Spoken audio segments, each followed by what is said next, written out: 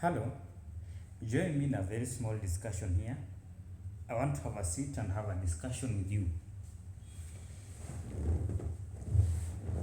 I hope you've had a very wonderful day, or whatever moment or time you are enjoying. Please welcome to this discussion. My name is Victor, and I talk about the myth of life. That's what I'm debunking. Welcome.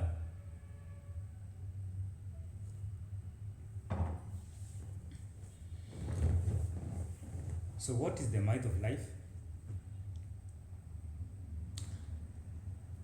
Well, I may define it as the confusion of life. Just what makes life so disconfused. It's funny as it may sound, but trust you me, it's more confused than you can ever imagine. Why do I say life is confused? A simple explanation. We live in a society in which for thousands of years people get influenced by the things around themselves, and people influence the people around themselves. Let me give you an example. If you live in an environment where everyone you interact with and you see is always showing on social media what they do, what they have bought a new dress, wow, they'll take a picture and post. They have bought a new car, everyone must know. They have bought land, wow, everyone must know they have an asset. They have gone to nice schools. Why should you not know they have gone to nice schools? They have gotten nice jobs. Hey, you will not sleep. And I'm not saying that is bad, but just that can be a form of life or a myth of life. There is another one who lives completely different from that.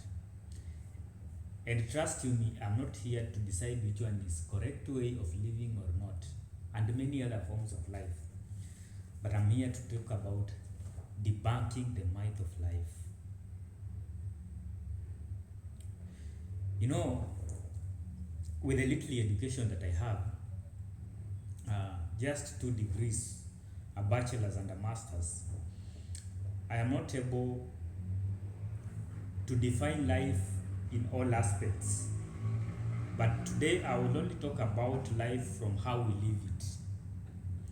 And allow me to strictly stick to that point because I do not have the expertise knowledge to define life in many other areas, as my profession is not in biology or in health or in those similar areas.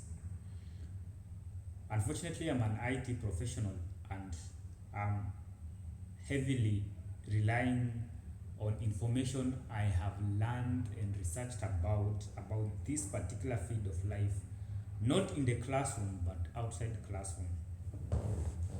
And when I say life by how we live it, it literally touches everything. It touches how we worship, it touches how we eat, how we work, how we look at things, how we interact with people. Oh God, how we dress, where we stand when we are looking at things, the level of information that we can consume, just how we look at the information we get, and even how much misinformation you get exposed to.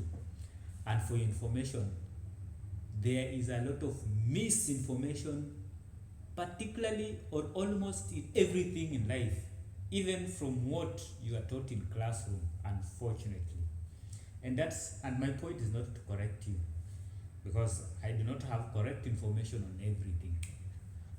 But I just want you to use your own judgment in the situations you are in to look at life, probably or maybe from a better angle of view. But then Let's start with this. Did you know that the environment we are brought up in, environment that we grow in, and environment that we get used to in very many areas, where we live, where we work, where we school, really determine a lot about how we look at things.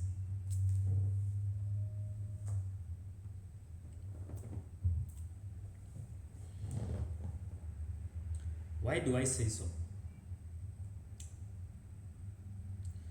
If I was to post a picture of me driving a car on any social media platform, and I select and I pick 100 different people from different backgrounds and cultures and how they were brought up, they'll have almost 100 different opinions. And what's that? How you look at something. Another one will say, oh, hala, this guy is showing up. Another will be, oh, this guy is successful. Another will be like, just a car and is already showing us, and many other opinions. And I'm not here to say which opinion is correct or bad. I just want you to understand that life is beginning to be a chunk of myth, just a heap of misconceptions. And that will mean, probably, if you want to live life, you could define your own way of looking at life from a better angle. So, we start from point one: upbringing and environment. So, if you are brought up in a family that is well civilized, in quotes, at least if we go by the definition of civilization, you may have a different attitude towards people who are not brought up in well-to-do families.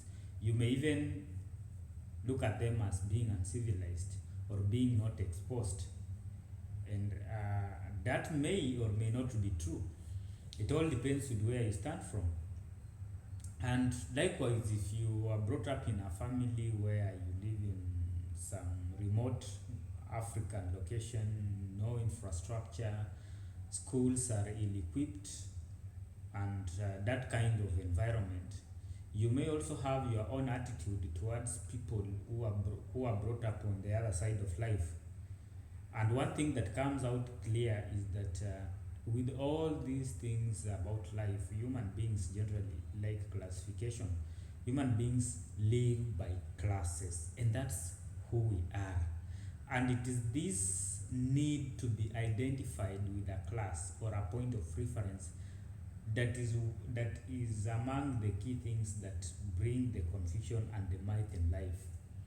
Why do I say classes and stratifications?